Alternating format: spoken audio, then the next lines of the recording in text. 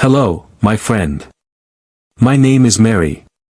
The narrative I'm going to tell is not intended to elicit sympathy, but rather to convey a lesson that I paid for with my own happiness, family, and former peace of mind. This is a narrative about errors, suffering, regret, and the irrevocable effects of deeds. It's a narrative that has left an indelible mark on my heart. And I have to live with it every day. My name is Mary. I'm 28 years old, and I reside in Virginia Beach, a lovely coastal city in the United States that has been my home for most of my life. For me, Virginia Beach is more than simply a destination, it's a location filled with memories that helped shape who I am today.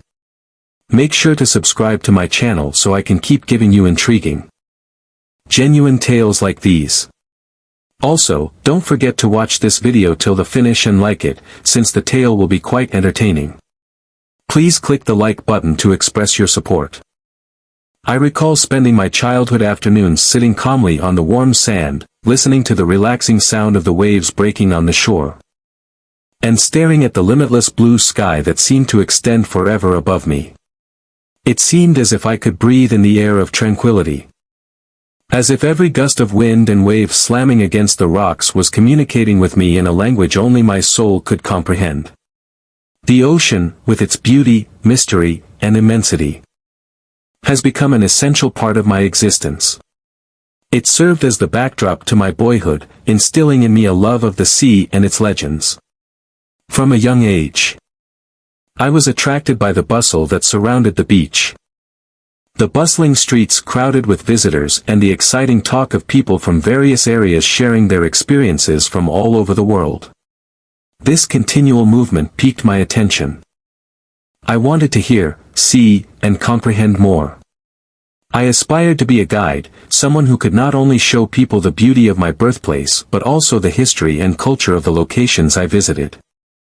I saw myself taking people on a journey, showing them the world through my eyes, and sharing my affection for the places I treasured. Becoming a tour guide was not an effortless task. When I graduated from high school, I was determined to turn my goals into reality. However, the journey ahead was far from straightforward.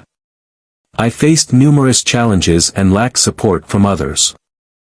I worked long, arduous hours in part-time jobs, sacrificing my nights and weekends to save money for the courses I needed to pursue my ambition. The financial hardship was great. Yet I remained committed. My ambition became a reality 7 years ago. After years of hard work and sacrifice, I officially became a tour guide. It was not simply a job for me, it was a calling. Not only did it give me an income, but it also satisfied my need to share the beauty of the world, and I was doing what I enjoyed. Looking back, I realize how much I've matured. Not only in age but also in my capacity to overcome obstacles and failures. Virginia Beach laid the groundwork for me to build upon. I had transformed my passion into a meaningful job. And I felt pleased with my accomplishment. But everything changed the day Carlos entered my life. He was a tall, graceful, confident Spaniard, possessing a charisma that could captivate anyone. He arrived in Virginia Beach for a brief visit, bringing with him the warmth of the Mediterranean. We met for the first time on one of my excursions.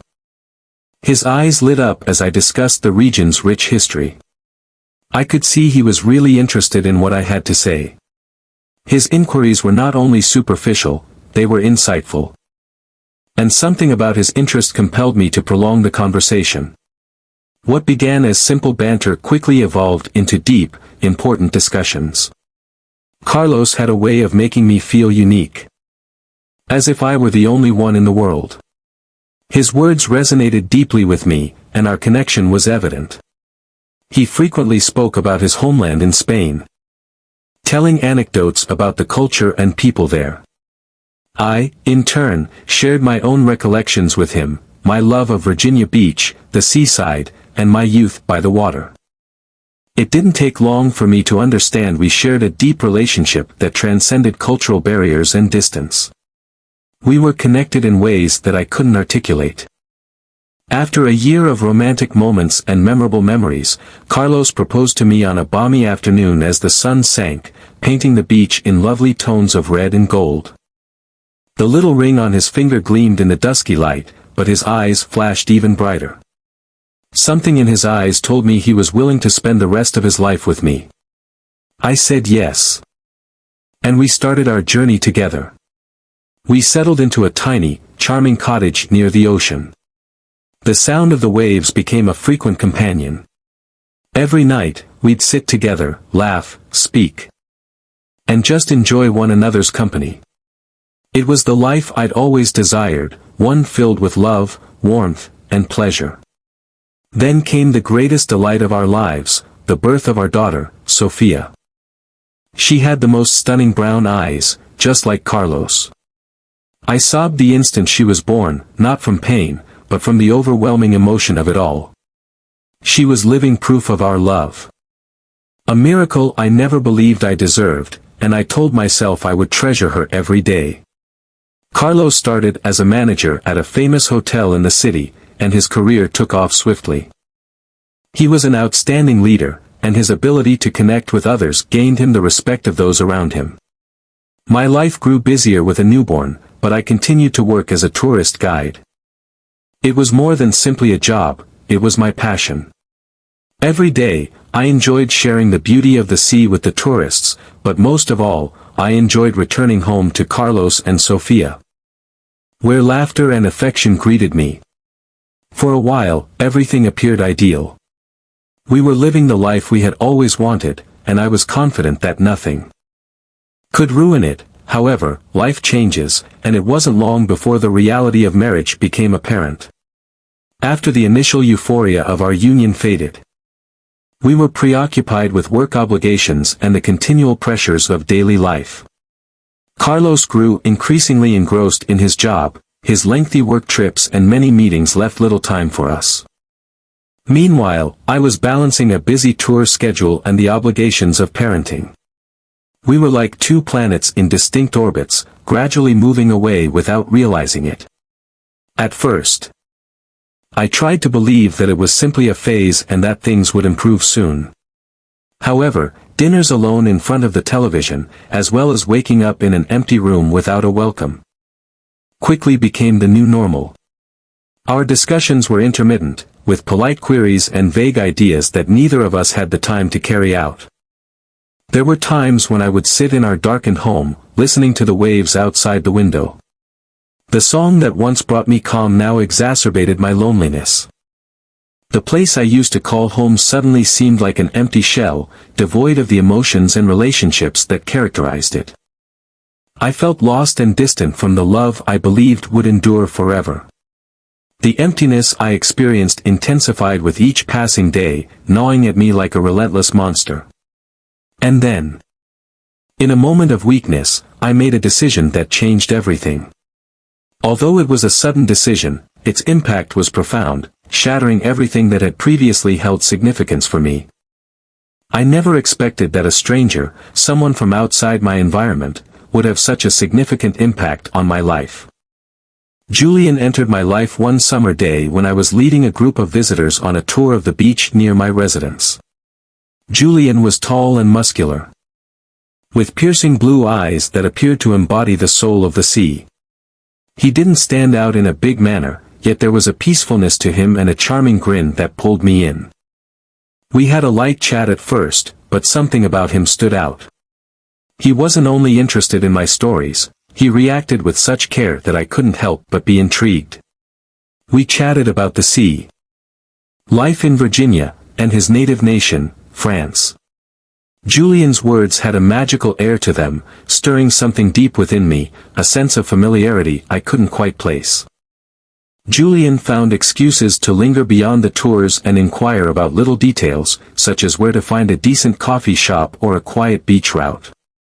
Then one evening, when the sun went down, he invited me to sit on the beach and watch the sunset. I could not say no. We sat in peace, watching the sky transform from gold to crimson and feeling the soothing sea wind on our skin. Inside, a fire began to blaze, which I could not ignore. Julian gradually became the centerpiece of my daily routine. We didn't simply converse at the beach, we visited the city together. Viewing familiar sights through his eyes. There was a sense of freedom and impetuousness at those times, something I hadn't felt in years. When I was with Julian, I forgot about everything, including the loneliness of my empty house. Carlos and I were growing apart, and I had hidden aspects of myself. It did not remain innocent for long. Julian clasped my hand one evening while the waves softly caressed the coast. That one touch triggered something in me, burning away all sensible thinking. He drew me closer. And before I could respond, his lips were on mine. The kiss was strong, as if he had been waiting his entire life to give it. In that instant, all of my boundaries fell apart. And I realized I was doing something wrong. But I couldn't control myself. I flung myself into his arms. The days that followed were full of remorse and desire. Julian provided me with enthusiasm.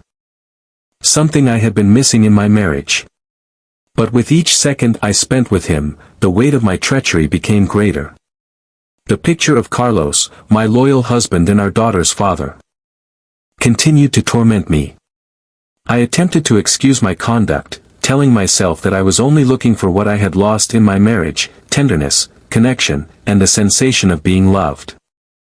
But deep down, I realized there was no justification for what I was doing. Julian wasn't the solution to my difficulties. He was a powerful force that swept through my life, causing chaos. Nothing but destruction in its path. Every time I said farewell to Julian after our encounters, I felt torn. I wanted to quit, but I lacked the strength. Julian was like an addiction that I couldn't shake, even knowing it was bad. He was kind and compassionate, making me feel special, but I knew it couldn't last. It was only a temporary retreat. I would soon have to confront the repercussions of my actions. The shame grew every time I saw Sophia. Her innocent eyes, so similar to Carlos's, stared at me with unshakable faith. I pondered whether she would ever forgive me if she discovered the truth one day.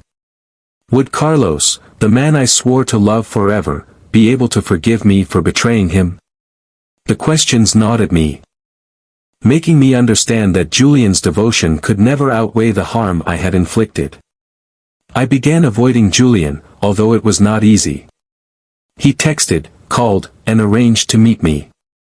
Every time I saw his name on my phone, a mixture of terror and longing raced through my heart. I knew I had to stop it, but I lacked the strength to say goodbye. Julian was not a horrible person. He entered my life at a time when I was at my weakest and most vulnerable. I let this happen, and I was the one who had to deal with the repercussions. When Julian wanted to meet again that evening, I realized I had to make a decisive choice. As the sun set and the sky turned a lovely pink, I stared into his eyes, the same ones that had previously drawn me in, but now they simply caused me misery. I informed him that we couldn't continue. Julian was silent. His eyes were filled with bewilderment, but his expression tightened. He did not become furious or yell. Instead, he posed a question that ripped me apart: "Are you happy?" That question crushed me.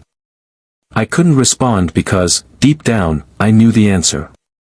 Julian left that night, taking with him sentiments I will never forget. But I realized that in order to salvage my marriage and defend what was most essential in my life, I needed to let him go. Even though it hurt my heart. It was the only thing I could do for myself, Carlos, and Sophia. When I discovered I was pregnant, my emotions were chaotic. The news should have been joyful, a miracle in the middle of my confusing, stormy emotions. Nonetheless, I was gripped with anxiety, doubt, and perplexity.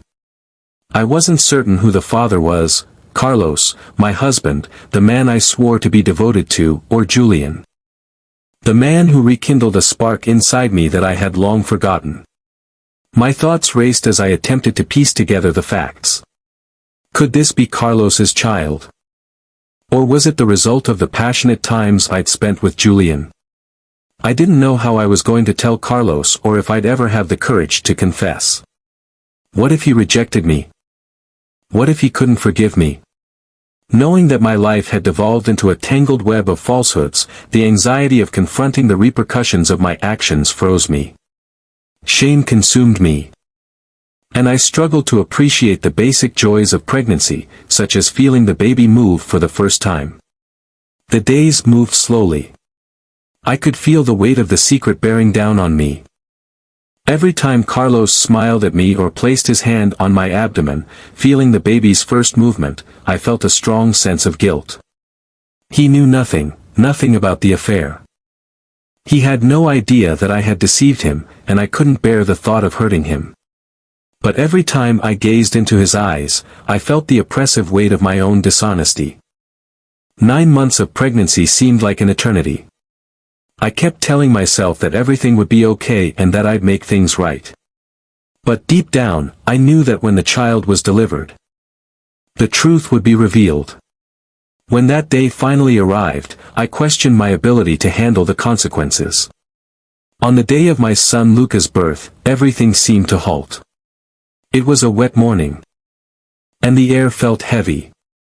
When the doctor placed the baby in my arms, a mix of elation and confusion overcame me. I stared down at my son's little face, dark brown complexion and deep black eyes. It was then that I understood the truth. It was unmistakable. Luca looked precisely like Julian. The features, the eyes, everything. There was no denying it. I felt the walls closing in around me. Carlos's expression changed as soon as he entered the room and saw his son. His smile froze, and his gaze fixed on Luca's skin. There was no mistaking the shift in his mood. He focused his eyes on mine, and I could see the hesitation in his gaze. The room was suffocatingly silent. I could sense his uncertainty, hurt, and rage rising inside him. But he didn't say anything. He just stood there, trying to comprehend everything without asking me any questions. My heart broke. I realized the truth couldn't be buried much longer. The air in the room was heavy with tension. And each breath I took seemed to make the guilt worse. Carlos did not say anything. He only gazed at Luca. The quiet between us became louder with each passing second. The days that followed were fraught with anxiety. Carlos seldom spoke to me. His silence was scarier than any words could have been. Every time he held Luca, there was a look of concern in his eyes, a look of uncertainty that he couldn't conceal. I knew his skepticism grew deeper with each passing day, but I lacked the strength to tell him the truth. I was frightened of what might happen if I did. I was fearful of losing him, losing my family, and, most importantly, facing the repercussions of what I had done. The day of Luca's full-month celebration arrived. We had invited relatives and friends to celebrate, but Carlos remained distant. He did not appear to appreciate the celebration. He sat silently in the corner, his gaze never leaving the infant. He appeared to be trying to put together the puzzle of our lives, seeking the answer to the question that had been troubling him. After the visitors had departed, Carlos approached me. Despite his calm voice, every word he uttered pierced me deeply. "We need to do a DNA test," he stated. The words hit me hard. I'd been holding my breath for so long, trying to conceal everything, but suddenly there was no hiding the reality. I couldn't lie any longer. I could no longer pretend. Tears welled up in my eyes as I bent my head, embarrassed. I had no more power to deny the fact. I admitted everything. I informed him about Julian, about the affair, and about the falsehoods. The words tumbled out, strangled with grief and sadness, but despite my confession, I couldn't bring myself to look him in the eyes. The embarrassment was overpowering. Carlos did not shout, he did not yell. He didn't even appear furious, he just stood there, speechless, as if trying to absorb the impact of what I'd said. His quiet was more damaging than any criticism or rage could have been. It left me feeling tiny and unimportant. Carlos did not sleep that night. I could hear him moving around the home, packing his belongings in silence. I sat in the dark with our son, unable to find anything to say. I wanted to beg him to remain and apologize, but I knew I didn't have the right to do so. Carlos had given me everything: love, trust, and a family, but I had wrecked it all by my own actions. When he finished packing, he turned to me one more time. His voice was scratchy as he continued, "I'm returning to Spain. I'll take Sofia with me. You live with your decision." Those remarks felt like a blow to the stomach. I wanted to stop him and beg him to remain, but I realized it was too late. I'd wrecked everything. Carlos had been an excellent husband, and I had thrown it all away in a moment of weakness. As he stepped out the door, Sofia dashed after him, her little form emerging in the opening. She looked at me with perplexity and grief in her eyes and said, "Mom, aren't you coming with us?" Her words struck me sharply. My own daughter. Questioning why I wasn't joining her, why I wasn't going to mend what I had broken. I shook my head, unable to respond. Tears flowed down my cheeks as I saw Carlos bend down to pick up Sofia and walk out the door, leaving me behind. The sound of the door closing rang throughout the home, reminding me of all I'd lost. The house, which had previously been full of laughter and love, was now empty. It was only me and Luca, and the frigid walls around us seemed to whisper memories of all my errors. The waves outside, which had previously brought me serenity, now felt like a continual accusation. In the days that followed Carlos's departure, I felt overwhelmed. I tried to concentrate on my baby, to love and care for him, but the weight of my guilt never left me. Luca was too little to grasp what had occurred. He had no idea that he was the result of a mistake. That his mother had sacrificed her family for fleeting moments of desire. But every time I gazed into his eyes, I felt the anguish of my betrayal. I pondered if I could ever make up for the harm I had caused. I worried if my love for Luca could ever make up for the faults I'd done. Some evenings, I lay awake in bed, looking out at the moonlit sea, wondering whether I'd ever forgive myself. The beach home had become an emotional prison, forcing me to face the repercussions of my actions. However, it was the only place I had left, where I needed to find the strength to rise again, not just for myself, but also for my child. She was maturing every day, carrying both my flaws and my dreams. Life frequently places us in tough situations when ephemeral emotions lead to life-changing decisions. However, keep in mind that every action has repercussions. And sometimes the cost is more than we could have anticipated. Before you allow your emotions to take over your mind, pause and consider what is actually important in life: your family, those that adore you, and yourself. Don't allow moments of weakness to undermine what you've accomplished. More essential, learn to accept your mistakes. Only by acknowledging your mistakes and accepting responsibility for them can you begin the path to redemption. Forgiveness, whether from others or yourself, is the only way to recover. Thank you for hearing my story. I hope you learn from my mistakes. Life will never be perfect, but we can make it better by appreciating what we have.